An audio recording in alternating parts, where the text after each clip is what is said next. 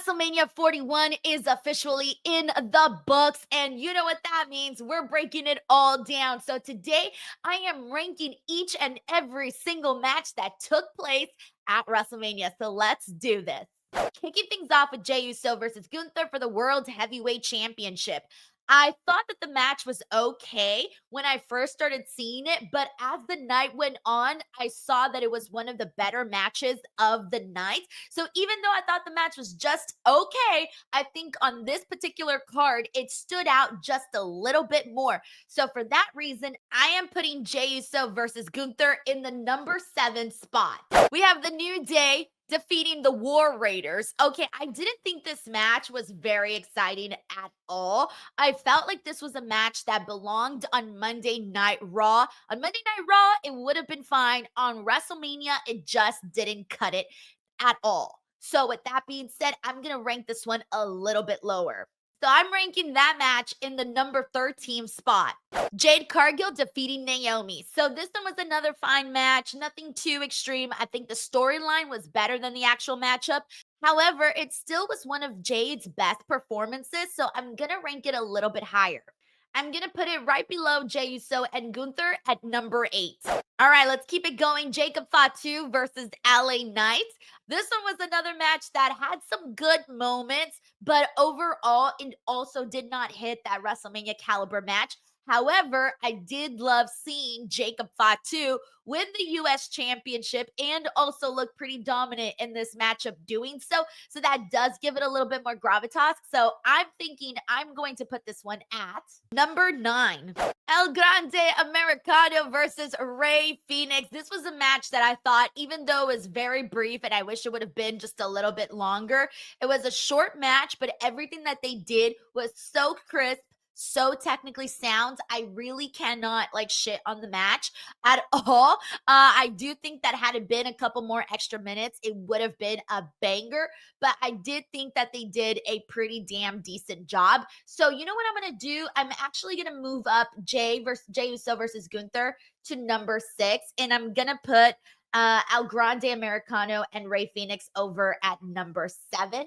Because I also really did enjoy seeing Rey Fenix have a WrestleMania matchup too. So that was very cool too. So I feel like I'm giving him bonus points. Charlotte Flair versus Tiffany Stratton. So this match I thought was going to be so much better. The build did get good towards the end. Like once we were nearing WrestleMania, after both women went off script and we knew that there was some real beef between them.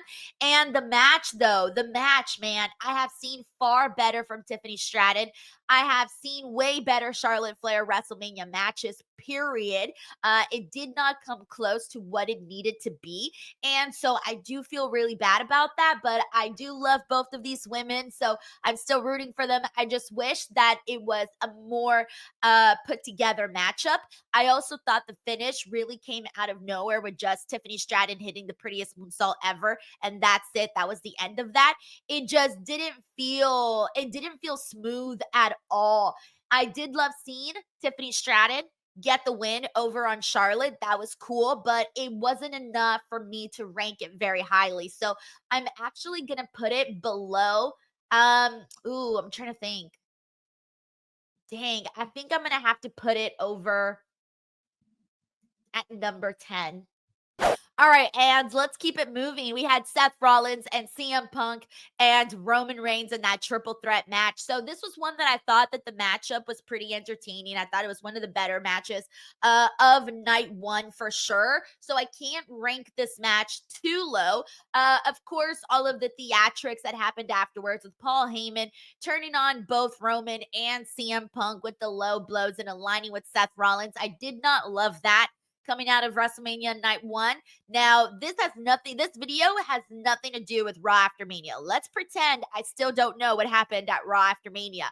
Because Raw After Mania definitely changes things, but I'm talking as it was at WrestleMania. I did not love it. I did not love the aftermath, and I wasn't too crazy on it. I felt like it was just done for whatever, I felt like it was just done just to be done, just to pop the audience. Again, this does not include the aftermath of Raw After Mania. So I'm going to put this matchup over at I'm going to say maybe number 5 right now. Let's keep going. Now we're on to night 2, which was definitely the better night. And since we're going in order, you're about to find out my number 1 spot. And that is, of course, the women's triple threat match, Bianca, Rhea, and Io. They blew my mind, guys. They gave us an exciting, hard-fought battle with so many freaking cool moments. I feel like this one really felt like a WrestleMania caliber. It may actually be one of the best women's WrestleMania matches ever. And mind you, there are some really good ones. Charlotte and Rhea from WrestleMania 39, Becky and Bianca, WrestleMania 38. I think that one's still my favorite. I don't think that I can replace it just yet. But damn, that is close, man. It's cutting it freaking close. So there are several others, but this one is 100% number 1. All right, so next up we have Damian Priest versus Drew McIntyre in the Sin City Street Fight. I loved what they did here. It was a brief matchup, but I thought they did a lot, and I thought the ending in particular was the best because they had Damian Priest going old school, and then he ends up getting put through the freaking tables that Drew McIntyre had set up earlier in the match, and I completely forgot we're even there. And then he brings him back into the ring. He sets up the chair at the turnbuckle, and then he puts Damian Priest's head there and hits him with the Claymore. I thought that was a very satisfactory and believable ending to finishing out and closing out your opponent. So I loved what they did for this finish, and I did like the match too. So I'm going to rank this one over at let me see. I'm going to rank, first of all, I guess I'm going to put CM Punk and Roman up at number 4. And I'm going to put Damian Priest and Drew right below it. And next up, we have Dominik Mysterio, Bron Breakker, Finn Balor, and Penta, the Fatal 4-Way for the WWE Intercontinental Championship. This was so freaking fun. They had me on the edge of my seat. The nonstop action, Bron Breakker looking like a beast, people getting behind Dominik Mysterio. Dominik Mysterio the spear from Bron Breakker to Carlito. Dominik Mysterio getting over in this match and people rooting for him and him having this moment. All of it was done so well. So I am putting this match at number 2. Alrighty, next up we have Randy Orton versus Joe Hendry. So this one was a very quick match. I don't even know. It was 3 minutes and 10 seconds. So clearly the matchup itself wasn't anything, too extraordinary. It's it's a 3-minute match. You can only get so much out of it. But the moment was cool of seeing Joe Hendry come out, seeing Joe get RKO'd by Randy after the match when he was showing him some respect. Randy Orton doing the whole Joe Hendry meme at the end with the RKO pose. All of that was very, very fun. So I'm going to rank it. It's hard because, again, this one I'm ranking more so on the moments, not necessarily the matchup. So it's kind of a little difficult to place amongst these ones here. So I'm going to go ahead and put it. I'm going to move down Charlotte. I'm going to move down Jacob Fatu and LA Knight. I'm going to move down Jade and Naomi. And actually, no, I'm going to put this one back up. I'm going to put this one back up too. And I'm going to put it here at number 10, and only because of the moment.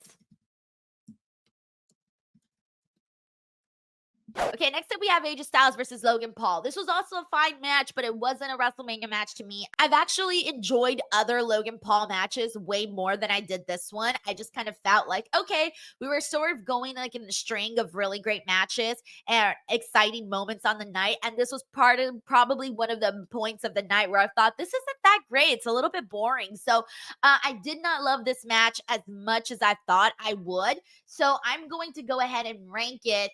Let's see. I'm going to end up ranking it below Charlotte and Tiffany. And the only reason I'm doing that is because at least with Charlotte and Tiffany, I was interested and cared enough about it to see where it was going to go. Whereas AJ Styles and Logan Paul, I wasn't really that interested in seeing where it went. All right. Next up, we have the women's tag team match, Lyra Valkyria and Becky Lynch defeating Liv Morgan and Raquel Rodriguez for the WWE Women's Tag Team Championship. All right, this is another interesting one, mainly because this did end up being a really fun tag team matchup. And also Becky Lynch's return, and then that really cute moment with her celebrating with Lyra Valkyria in the end. So there were some good moments in this. It was fun enough. So I'm going to end up putting it Shit, I'm gonna have to wiggle some things around here. I'm going to have to end up moving up CM Punk, Roman, Seth. I'm going to move up Damian and Drew. I'm gonna move up Jay and Gunther. I'm going to actually put the women's tag right below Jey Uso and Gunther. All right, and last but not least, we have John Cena versus Cody Rhodes in one of the worst WrestleMania main events that I've ever seen. Given how much hype this match had, given the buzz, the excitement, I thought it was one of the worst things. Now, here's the thing. I know everyone's going to be so mad, but I'm putting it all the way at the bottom. And you want to know why? Because we had higher expectations for this matchup. I didn't have that many expectations for the New Day versus the War Raiders. I didn't have those huge expectations because of the Travis Scott bit, the way that they embarrassed Cody. They made him look so bad. I'm putting this all the way down at the end because this one meant more and this one just did not hit at all. Yes, it was great to see John Cena get his 17th world title win. That was awesome, but it was just too important of a match for it to be the way that it ended up being. So for that reason, it's almost like I'm more tougher on this match than I was on so many other ones. And so I'm putting it all the way in the bottom. All right, with that being said, do I feel good about this ranking? I feel like I have to move some stuff around now looking at it. I think I'm going to swap Jade and Naomi with LA Knight and Jacob Fatu. Think I'm going to put that there. I'm going to swap those two. I feel like I have to put AJ Styles versus Logan Paul a little higher, only because even though I was kind of bored with it, it was still a technically better match than some of the other stuff we had. So I'm actually going to put Charlotte and Tiffany down there, Joe Hendry and Randy down there, and AJ and Logan. Oh, God. I guess I'll move it up to 10, only because Joe Hendry and Randy was more so the moments than it was the matchup. So I guess I'll put it there. I think I'm okay with this ranking. I really only care about, like, honestly, the top 5 matches. I'm really satisfied with how I ranked those. Everything else could have easily been in a different spot here, but my top 5, though, I feel very, very confident. The rest, it's like make it or break it. Could have been higher, could have been lower.